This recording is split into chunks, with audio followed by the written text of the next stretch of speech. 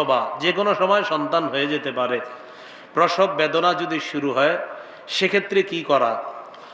ইমাম ইবনুল কাইয়িম রহমতুল্লাহ আলাই আল-ওয়াবিলুস সাইয়্যিব মিনাল কালিমিত তাইয়্যিব কিতাবে লেখেন, রাসূলুল্লাহ সাল্লাল্লাহু আলাইহি ওয়াসাল্লাম তার কন্যা ফাতেমা রাদিয়াল্লাহু তাআলা আনহার যখন প্রসব বেদনা শুরু হয়, ফাতেমা রাদিয়াল্লাহু তাআলা আনহার কাছে নবীজি তার দুই বিবিকে পাঠিয়ে দিলেন।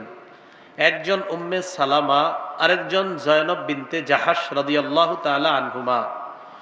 রাসূলুল্লাহ সাল্লাল্লাহু আলাইহি সাল্লাম তাদেরকে বললেন, তোমরা ফাতেমার কাছে যাওয়ার পর 1 নাম্বার আয়াতুল কুরসি পড়বা, 2 নাম্বার সূরা আরাফের 54 নাম্বার আয়াত পড়বা।